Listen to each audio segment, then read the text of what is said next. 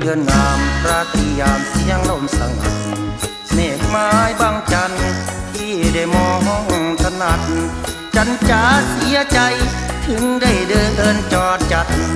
ลิ้นใครตระวัดว่าให้จันเสียคนจันจ๋ากลับบ้านนาเถิดน้องที่ยังมองว่าจันมีเหตุผลใครเขาช่างที่ยังอยู่ทั้งคนป่านนี้น้ำตาหล่นอยู่ที่ไหน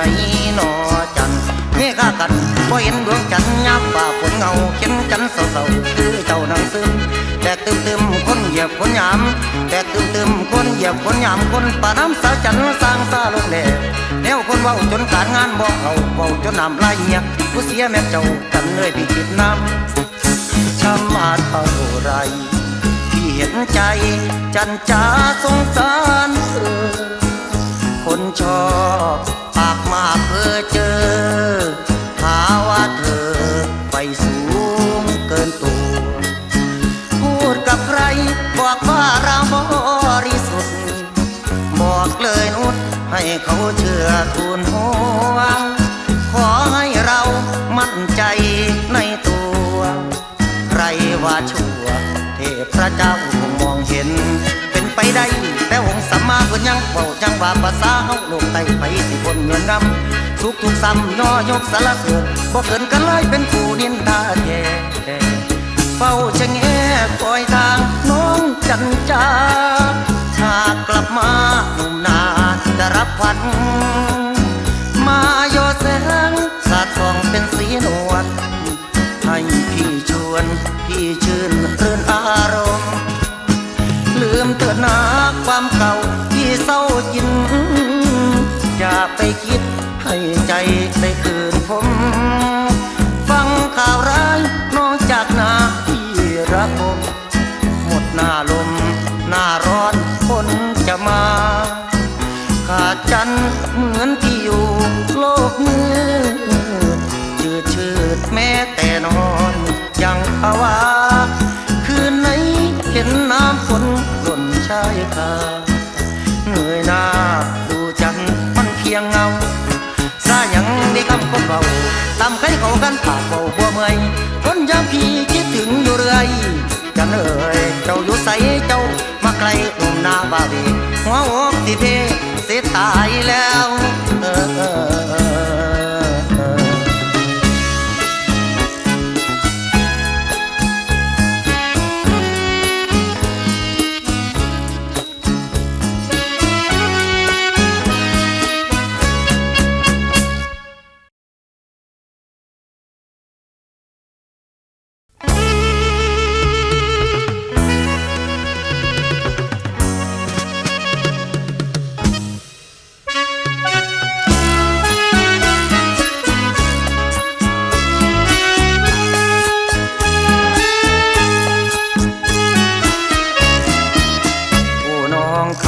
ซึ่งเสียดายต้องขออำลาจากวันนาเมืองน้องคายริมฝั่งแม่คงสาวสวยแต่ใจไม่มั่นคงเหมือนน้ำโขงไหลลงซอกสวนยาบุญน้อยเหลือเจ้าไม่เชื่อน้ำคำคนเมืองน้ำดำจนหรือไรไม่ปรารถนาขออวยพรให้เจ้าสู่ประตูวิวาที่กันน้ำตาสู่ที่เมืองน้ำเปล่าข้าวพี่นามีตาที่ดีไปดีเถิดดองแก้วของยาบ้านบ้านไรเงินมันเปิดรอรับแฟนบ้านไรแสนมันเปิดไว้เพื่อเจ้าลืมคนเต่ากาลสินลำเปล่ามันปวดราวเลือดอีมาน้องคายจึงที่เป็นทางสังลาลาลาลาลาแล้วลาคนเคยรักกันเคยจำนันเสียงออดทอดหูระบายความทุกข์กับเราเคยหอมแก้มกับเราปัดนี้สู่พวกเขาหัวใจเราก็ย่อมหมดสู่ริมฝั่งโขงตอนนั้นของเราอยู่เดินเป็นคู่ที่กับน้องของสวนยาโอยได้ลาบัดย้ำหัวแวงกอดน้องแม่บอลแขนเขาไกลตอนพอดเกี่ยวยินลอยเสียงยินลอยออดอ่อนอ่อนต่อคนหัวใจดอนเจ้าห่วงเขาหรือไม่ บัดนี้ไก่คือจังตายซะแล้วคือกับเมืองแก้วไก่ประเทศฝรั่งยังรัดกินไปคือดามดังปันจะพันลับเลือนจะเลือนลับลาต่อไปนี่นาเหมือนดังฟ้าที่ขาดดวงดาวหอบความทุกข์ไปทิ้งลงน้ำเปล่าคืนอยู่ยิ่งปวดร้าวสาวน้องชายใจดำเอาท้ายรถหันไปให้สารกลางฟ้าร้องกลางฝนก็ตกพรำพรำทิ่นนี้เคยมาอยู่เป็นประจำตอนนี้มาชอบช้ำบกมือสั่งฟังโค้งสวนยาน้ำฝนมันไหลน้ำหนาทั้งน้ำตาของไอ้ไหลตืมเมืองบนสายฝนมือคึมใจเอ่ยแห่งพระวงบกมือส่งลาสาวดอกไก่หากจะตายเจ้าสังหิมพี่ใดมันแสนเจ็บใจแท้เด้น้อง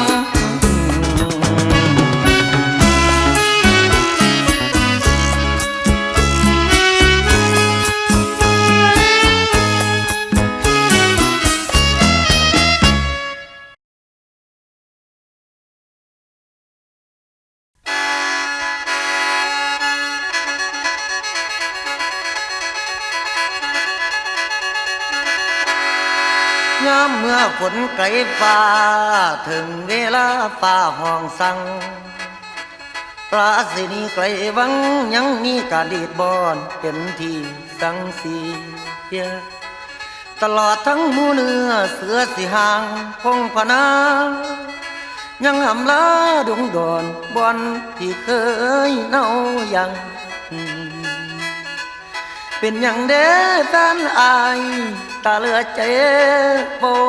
จำหนอคำหนอมาบอกจะคำจนว่าหูเมื่อคางเฮ็ดกระด้างสิห้างต่อหรือไอ้สัวกระดอกบ่มีเหตุมีผลจนตกเป็นเด่นคนให้พี่วนนอเวียนเว้า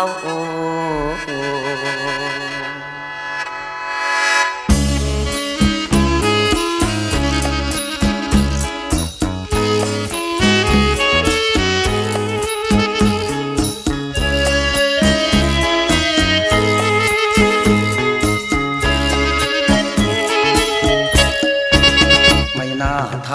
ำฉันลงเลยไม่เคยสอนนิสัยให้ระแวงรักมากไม่เคยคิดแคลงช่างคิดแบ่งให้มือสามยามใจทุกวันฉันบอกตามตรงฉันงงเรื่องที่เธอเป็นไปเป็นแล้วเป็นไปได้อย่างไรแต่แล้วข้อสงสัยก็ชัดเด่นให้เห็นทุกที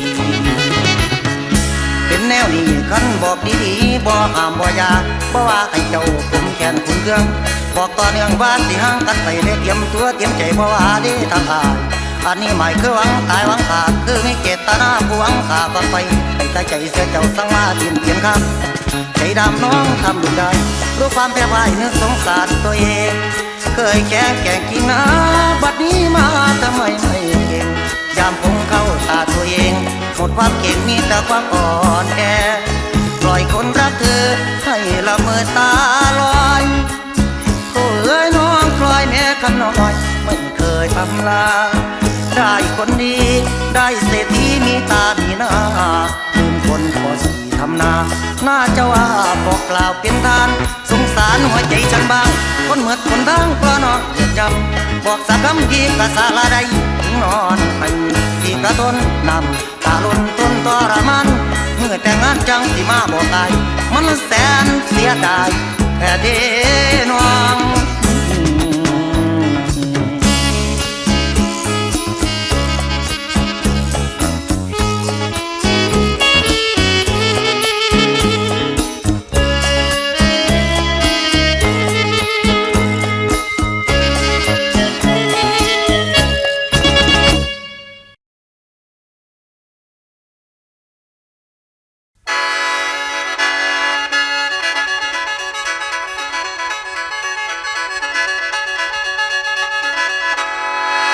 ดือนหกพายบนฟ้ามองเมฆหาก้อนเมฆแลน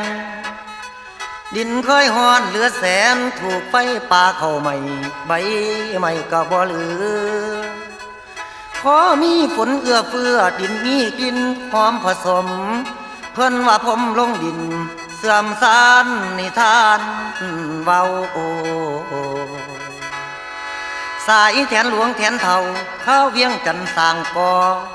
มันสิจริงหรือบ่ฟังผู้ตาทวดเบาบัดฝนเอาได้คิดถึงใจหนึ่งคิดฮอดสู้บัดเมฆแลนมาเป็นคลองมองขึ้นไปเวหานั่งกะวนกะวายเอา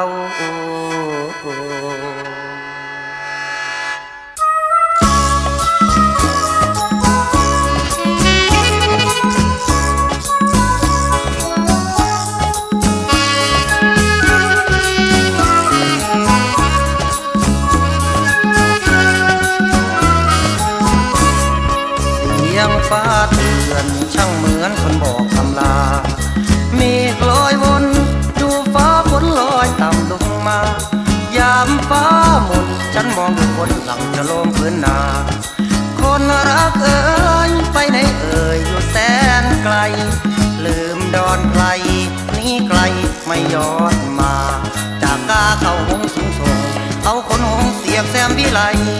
ปีแล้วหน้าแรงน้องไกลปีนี้ฝนใหม่เข้ามาเสียทีคนคือพี่รอคอยฟังข่าวสาวนาจากบ้านเติมตายอยู่หลัง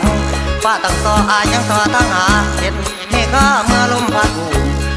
ตุ้มละมาสู่บัดแกงเป็นแสงตัวป่าฟ้าให้เบอรอ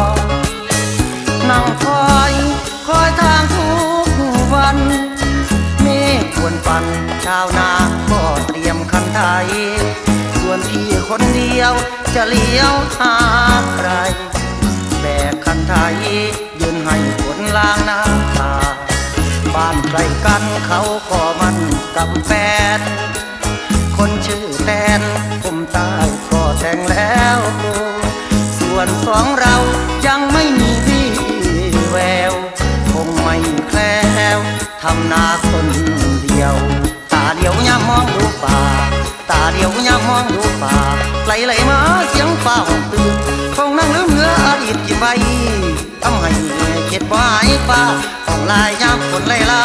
ฟ้าห้องมาจึงตุ้มคุณตุ้มดีมัน90 ปีก็ลืมได้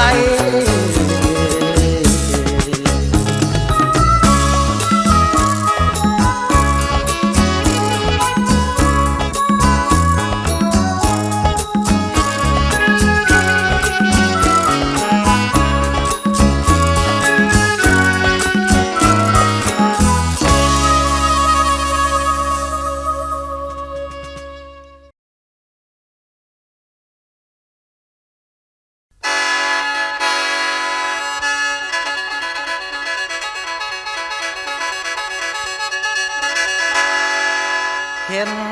จดหมายไปถึงบ้านจดหมายแฟนรายการดีใจล้นจนว่าสั่นส่งอ้ายนี่ต้องจันที่70/5น้องกุ้งพุ่นบ้านพ่อครัวสาธิตได้หำหูเปิดอ่านแล้วนอนคิดแฟนรายการยังเชียร์มิบ่ปล่อยเลยให้เหงาซึมจนนิดหัวใจเปลื่อมวางจดหมายไว้หัวบอนละวาดภาพโพสเย็นตอนพวงมาลัยขึ้นคองผมยืนร้องใส่แต่ไม่กันน้ำตาบ่ได้ซึ่งมีในบุญคุณได้ซอยหนุนสาธิตให้โด่งดังคือเขา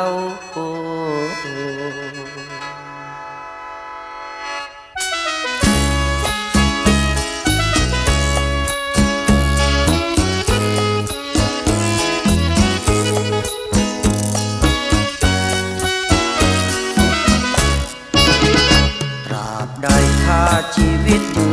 นยงจะซื่อตรงตั้งจิตอธิษฐานขอบคุณทุกชมรมทุกรายการ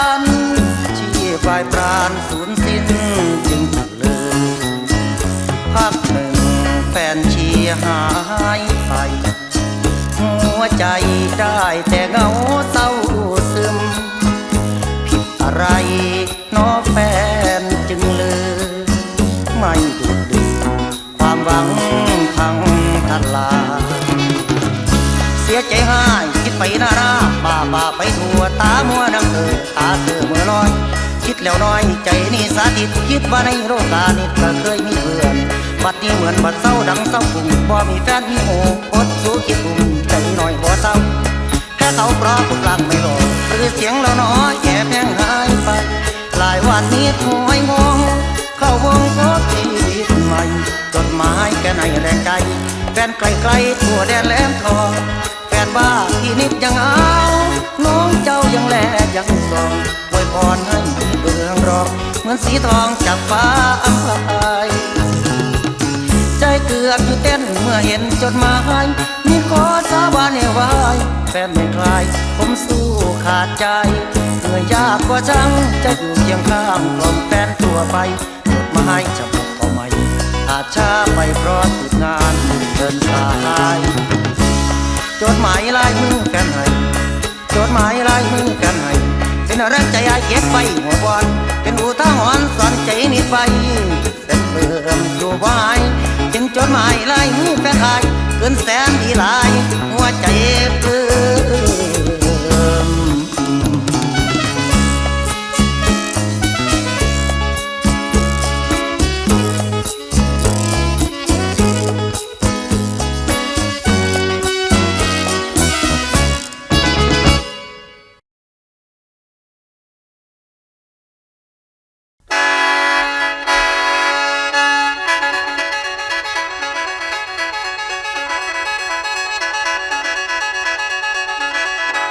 ได้ยินฟ้าห้องปางกำไฟพายับเมฆขลาย้อนแหวนแปลนคว้างอยู่ทางคุณล้อมมาสุนใบขวัญควางเป็นทางเอ้ยแจ้งจังปางเมฆมันบางทั้งไฟใต้หนีไปทอนไฟอุดรถ้านอนจับปืนจ่อทั้งรันด้านทั้งตำขมิ้นดำบ้านแตกมางคนยายเขาเพิ่งไทยเวียดนามไหลเข้ามาวุ่นอยู่ตามศูนย์นับบ่อควายฝนบ่ห้อยหยาดจากฟ้าดินแห้งเป้าละแห้งเหมือนดังคมกันแกงแกกแบ่งชาวมนุษย์สุดอะไรอาบอนอาบอนในข้าวมาทุกแรงเศร้าละมองทุ่งนาเห็นเขาดินแห้งแรงกินดินอีสานขาดน้ำเดือนหน้าก็บ่ปานพี่ชายนอนอยู่บ้านใจยังห่วงชายแดนทั้งขานิ่งน้ำแฟนผู้แต่งงานไปแล้วละแผลหัวใจยังเป็นแป้วละอีซึมเอ้ยหอดกระดูกถูกย้ำช่วยเปลี่ยนผู้แพ้มวยแซมลมใสมุมดวงใจแสนสิกลุ่มบ่มีทีทางระบายบรรยายเป็นก่อนลำจากใจพี่ลำลองขอฝากเสียงของอายจากใจจริงที่ลึกซึ้งฝากไปถึงคนหนึ่งผู้มีแฟนอยู่แล้วทนอายบ่เอ่ยน้ำบ่อาจคิดล่วงคำเขตคายประเพณีเดือน6ปีกายมามอมพนางในละอายพอปันตายเสียทิมบ่เห็นกันหูแต่ข่าวโอ้ยละนอนจนความปวดร้าวน้ำตาเปื้อนใส่หมอนมือเรเมฆตั้งก้อนฟ้ามันลวงสีเฮิดขึ้นไปเห็นข้าวหลังบอลเฮาสาบานไว้ไผตัวกันที่ตำใส่อันเป็นไปพอหาเนี่ยแม่ฟ้าพาเจ้ารับได้ไฟไม่เจ้ารับเอาแม่นผู้ใดแล้วละเว้าสังลืมง่ายให้ใช่หวังตั้งสติเลื่อนล้างอ่อนเอ็นอยู่คือใบใจหัวตรงกันแล้วบ่มีไผสิมาญาติป่าบ่อาจจีกันเขาขันส่วนสิปีนคำนี้ยังบ่สิ้นยังก้องอยู่ในหูว่ามีผัวชมอยากคมใจให้ลืมน้องบัดมองไปทั้งข้างเตียงนอนมอนอายอยู่พี่มองดูไม่ลูกเจ้าคือสิเว้าต่อพี่ชายบอนพี่คิดฮอดหายเดือน10ผ่านกายมาฝนศิลาวังหนองสั่งขะน้องถึงฟ้าน้ำตาปนกับน้ำ สายฝนพรำซ้ำเหลือทีโอ้ยนอหลับฝนยังมีมือโป่งหำเพื่อนแผ่นไตเธอจากไปแต่วันนั้นมือ10 ค่ำเดือน6ถึงโตกายมานานมานานบ่าววิชัยยังจำได้โลกมันหมุนไปเรื่อยพี่ควายวันน้องสีเตามือได้อกว่าเราน้ำตาเปื้อนใส่หมอนขันมือใดกูซ่อนเขาเปิดนายเมียนหมางนางจะลืมคนถูกห่วงน้ำบ่ไม่หมางวงแขนชาย2 ข้างประสงค์กลางทาเจ้าอยู่ผู้เพิ่นตีว่าห่างใจอายบ่ปล่อยวางพี่ขอเป็นน้ำล่างบ่ให้มนมองสีล่างลาคีแนวหมองให้ความงามคือเขากินขนมนางลืมเขากินของเมาลืมน้ำทา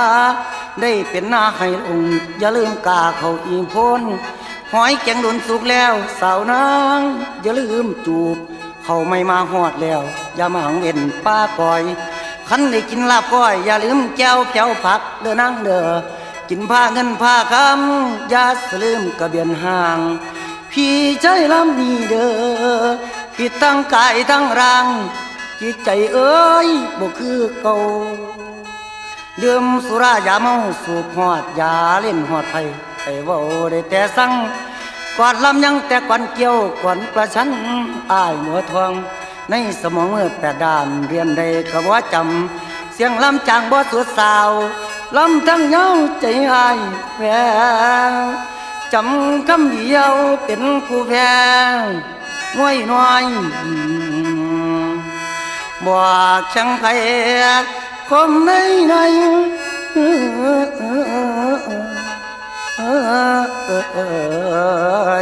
ละนา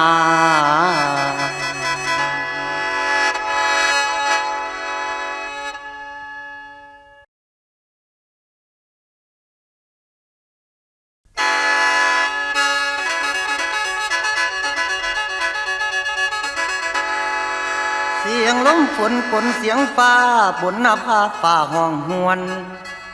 โหราศาสตร์คำนวณได้เลือกดีเรียบร้อยฝนฟ้าสีลังไหล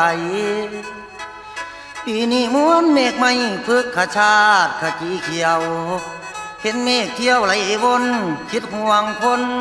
ผู้ลืมบ้านจากไปนานแต่ปีแล้วบ่เห็นแววสิคืนทินโอ้ยแทบน้ำตาไหลรินขอส่งเสียงฝากฟ้าผู้ไปนาให้เต้าคืน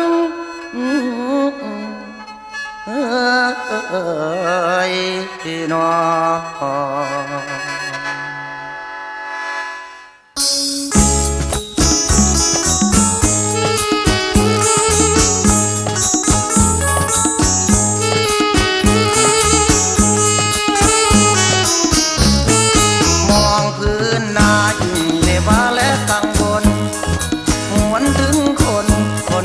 รักและบูชายกมือไหว้เทพและเทวาฝากวาจาไปกับฟ้าทุ่งนาไม่เห็นหน้าหรือเจ้าไปมีทุกข์หรือมีสุขปล่อยพี่อ้างว้างเมื่อไรฟ้าจะนำคำไปบอกนางคิดดูบ้างว่าคนคอยคือใครเขาไปลืมหลังสุดาว่าในฟ้านั้นเป็นสื่อกลางหนุ่มนายังรักไม่จางยังคอยนางรอวันสัญญาขอวัดป่าเห็นเขาให้ข่าวขอวัดป่าเห็นเขาให้ข่าวว่าข้าเจ็บปวดร้าวเหลืออีกกี่ตนบอกแต่ตนจนกระทั่งถึงไปจงบรรยายความทุกข์บอกผู้หญิงคนนั้นจากกันเขาไกลให้หน้าเหมือนชีวาไม่มีค่าเสียเลยกินข้าวก็ผ่านแสลงกินแกงก็ผ่านจะกรอยนอนนั่งกอดตาได้รอยก็น้อยไม่เหมือนครั้งก่อนมาเคยมีหัวใจที่เยือกเย็นนักหนาเคยสนุกเรื่องราวกลับมาเป็นคนเลือดร้อนรักงานเคยทำอนาคตไม่มีอาทรรอยิ้มบานบานให้อาวรณ์ไปทุกคราวันฝากไปกับฟ้าอยู่ทุกเวลายัง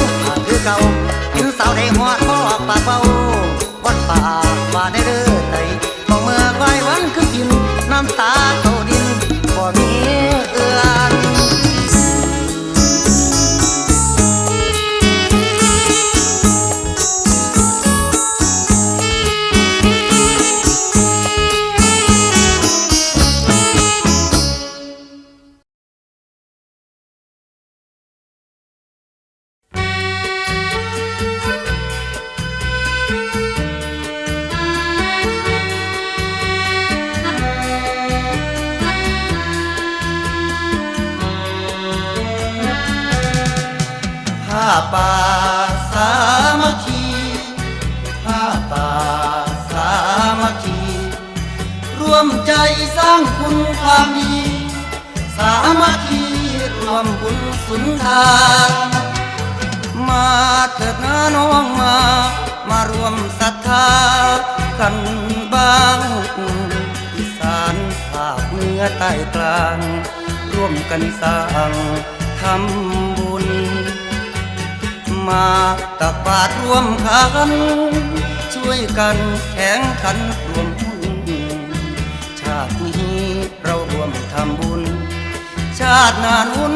พบกันเรื่อยไปทำบุญไว้บ่มีสูญเสียเปล่าเจ้าทำบุญบ้านอายชายทำบุญบ้านเจ้าจะทำได้ทั่วไปขอแต่ให้มีเจตนาหมายบ่สลายไปเลยส่วนบุญที่ทำนาผ้าป่าสามัคคีผ้าป่าสามัคคีรวมใจสร้างคุณความดีสามัคคีรวมบุญสุนทาน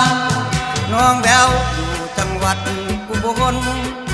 น้องมนอยู่จังหวัดสุรินทร์ศรีสะเกษน้องคงน้องแมวทั้งน้องแอวบุรีรัมย์ไกลถิ่นร้อยเอ็ดก็น้องยุพินการสินคือน้องวันนาน้องต้อยอยู่สารคามแดนสาวงามคือเมืองขอนแก่นมาเถิดรวบใจคืนแดนอาจได้พบแฟนที่จังหวัดอุดรชัยภูมิเมืองเลยน้องชายก็รวมกันได้ทั้งสกลนครมุกดาหรือนครพนมน้องนิดน้องสมก็รวมกันแน่นอนการลำก่อนเสียงโหเสียงโหเสียงชโยโหกองมีพี่น้องรักษาคิดพ่อนาสู่เก่าเคยเห็นเป็นการทำบุญทานอาจพบกันวันนี้ผ้าป่าสามัคคีผ้าป่าสา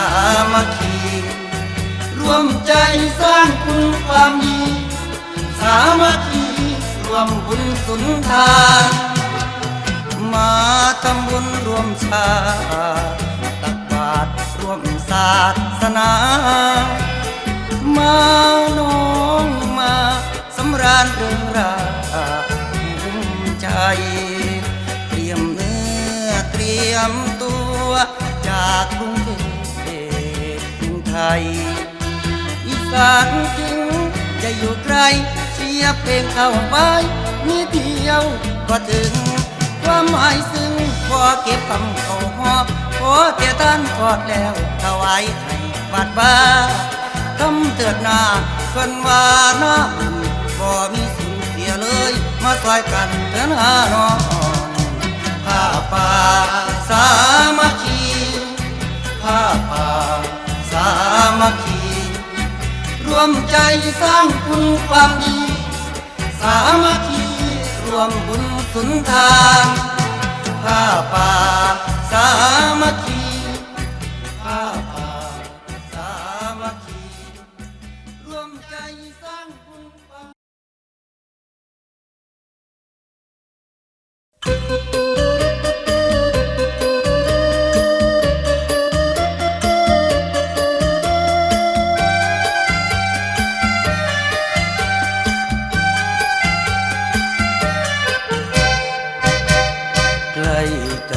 แล้วนะ13 เมษาก็เป็นวันสงกรานต์ตั้งใจคอยแฟนคืนบ้านมาเล่นสงกรานต์ที่อีสานบ้านเฮาสงกรานต์เมื่อปีก่อนนั้นเคยสาดน้ำกันคงถูกสันไม่เบานับเวลาที่ตั้งตารอเจ้าสงกรานต์ครั้งเก่ารวมเข้าถึงปีดีที่มาเยือนอีกบ่อายบ่ได้พบพ่อคงสวยขึ้นกว่าเดิมหรือหากเริ่มชีวิตจิตใจไปอยู่ในเมืองหลวงเอาผู้ควงชาวป่า กลับมาเกิดมาควันยืนพี่คงคมคืนถ้าไม่เห็นคืนแดนสงกรานต์เมื่อปีก่อนนั้นเคยสาดน้ำกันคุ้มชนเนืองแน่นเราสมัครรักกันเป็นแฟนผูกพันแน่นก็เมื่อวันสงกรานต์ต่อหน้าองค์พระประธานให้คำสาบานเข้าใจทุกด้านกลับมาเถิดนาลงครานเมื่อวันสงกรานต์ใกล้เข้ามาเต็มทีขันปีนี้บ่ขึ้นมาอายลำเศร้าและคำตามก่อนก็ลงบ้านเที่ยวไปแม่นเที่ยวใดอายก็บ่เป็นสุขมีแต่คนความทุกข์หากแม่นชายบ่มีเจ้าความเหงาอย่าถามถึงเวลาอายบ่ได้เห็นหน้าอายบ่สบายหัวใจเด็กนักเรียนเขาเล่นมอนสอนผ้าอายคิดเห็นหน้าผู้เจ้านี้ไปไกลที่ก่อนน้องเล่นวิ่งหนีพี่ตามไล่ตีวิ่งไปจวนใกล้ตีน้องพี่ก็ตีเบาๆไม่ให้คนอื่นเขาเห็นใจวันเดือนใดเป็นที่พี่ไหววันบ่เห็นกันพี่กลุ่มใจห่อนกว่าไปสาวบันไตบันเมื่อบ่เคยสนคอยแต่คนที่ชายหักผู้เดียวนั้นคือเจ้า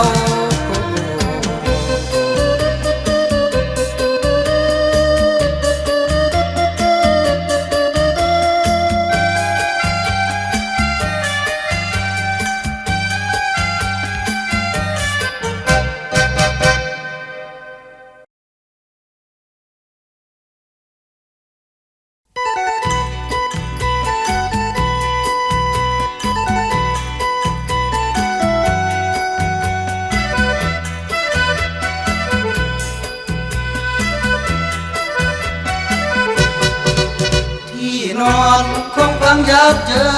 นคืนนี้แก้มขาวเป็นเบินเป็นของเงินเขาถูกลูกทำอายมันช้ำหัวใจพังเพบาดตาภาวะพะวงรู้ไหมอนงพี่เหมือนคนบ้าเห็นน้องในภาพวันสมองปั่นป่วนวาดภาพจับตาคืนนี้เขานอนสู้ซาคืนนี้เขานอนสู้ซาเราสินา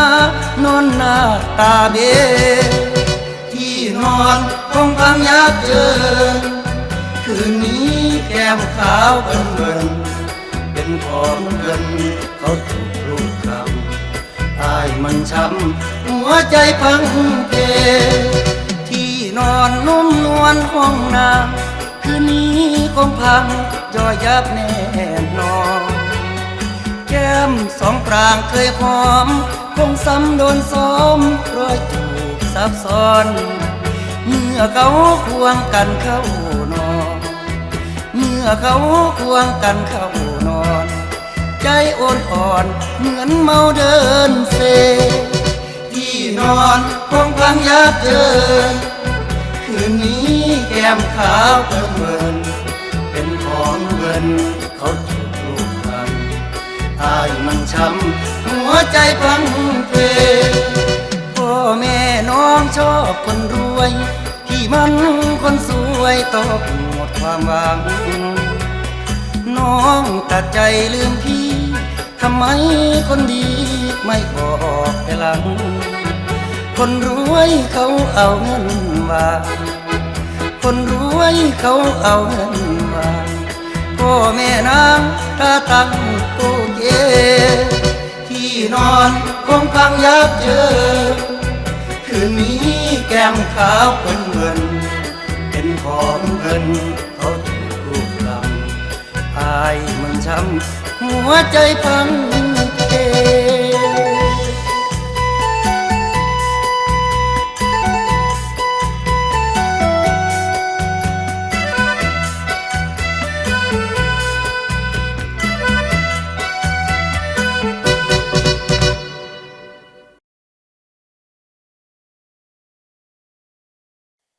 Thank you.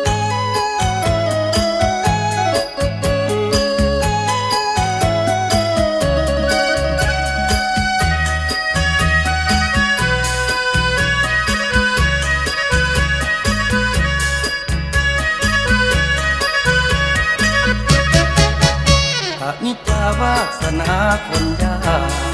คนลำบากพี่ก็ทำเพื่อน้อง แม่งามน้องรำช้ำเชยสุขใจเลยไม่เคยเห็นผู้ทองข้าวปลาหน้าน้ำรวงทองถึงขายก็ต้องหวังซื้อทองมามันนาอยากจนพี่ก็ทนหดหูยอดชูไม่เห็นใจเหมือนมางสักดีนาโนนั้นมากลั่นกลางปกปิดเส้นทางถนนของคนจนบนบันใบกับสันตาเจ้าพ่อขอรางวัลเลขท้าย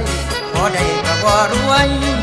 สวยนำซ้ำนำเติมทั้งทุกบ่มีเงินทองผู้พี่จองกระแรมรางไฟปลายกลางผู้พี่หมายท่าไว้งั้นเอาบุญบ้านใดอายกระเป๋ารักทรงด้วยประสงค์อยากให้เห็นใจอายกระบานบัดเทือนี้เขาตีห่างวางเฉยเมื่อดูเขามันสู่ต่างเขาแสนสันสิ่งที่ฝันมันสูงเกินไปสูงเกินฝันไปของเราเสียแล้วพออยู่ตามวาสนาไม่กล้าจะไปร่วมแถวถึงร้องก็เสียงเบาเสียงแผ่วสองหูน้องแก้วคงไม่อยากฟังเสียงครางคนละชั้นดาวดินเดินเก็บก้อนหินไปเกิดคนสักจางเขาสนแต่คนมีเก่งอย่างเราเขาเพ่งเพื่อว่าขอเศษตางรักก็รักหวงก็หวงห่วงแต่นางสูงสุดซอยอ้อยได้เข้าปากช้างคงไม่มีทางว่าพ่อช้างจะคลายเพียงตายเอา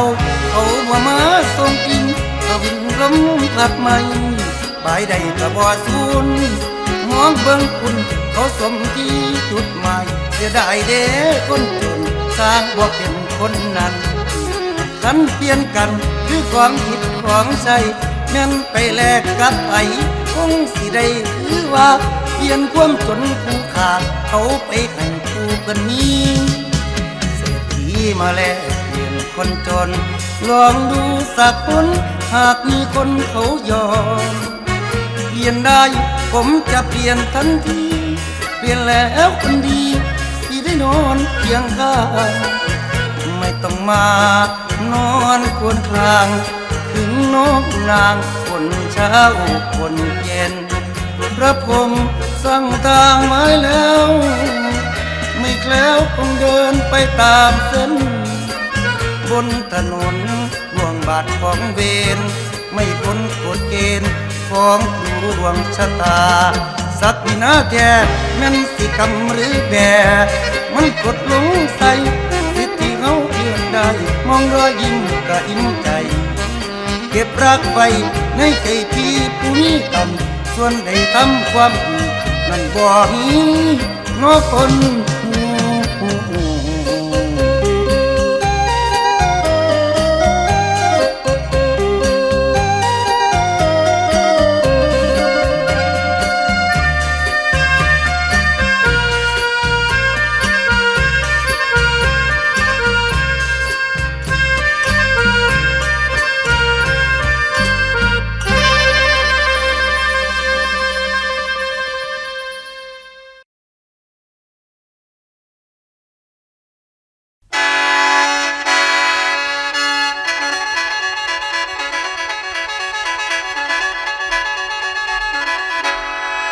อวสานสุดท้ายบรรยายก่อนสอนลาสั่งน้ำขังไก่มีเอื้อเหือเสือนสั่งพายแล้วไม่พวกเอ้ยอ้ายพ่อแม่เจ้าฟังหมด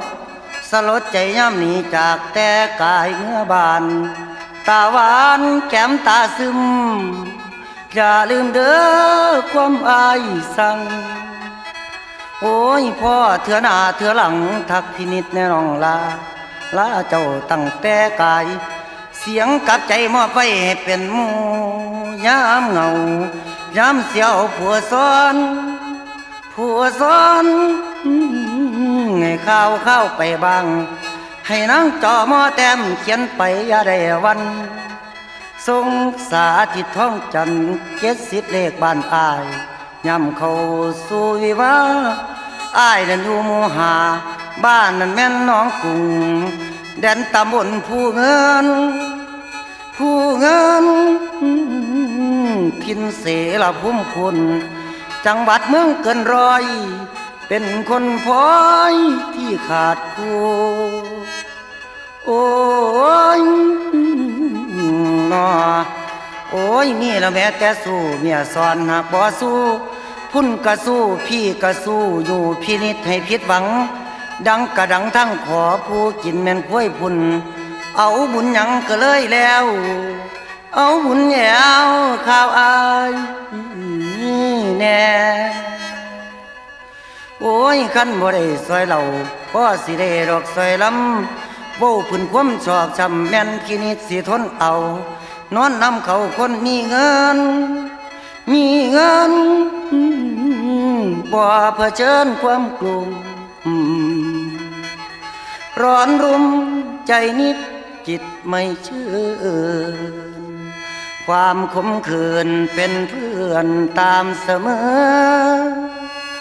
แต่น้องขอร้องอย่าได้เจอสุขเสมอพบสมหวังยังยืนนานเงาจงเอาเสียงนิดคอยเป็นเพื่อนเอาแสงเดือนเป็นสื่อตาพาประสานคิดถึงพี่ฟังเก็บพี่กังวานหมดเสียงหวานขออำลาอย่าน้อยใจฟังแค่ไปลืมความซ้ำหมดเสียงล้ำอายสิสั่งให้เจ้าสุขสมหวังย้ำฟังเสียงพินิจอ่อนอย่านอนกลุ่มกองน้ำตาพลามีแฟน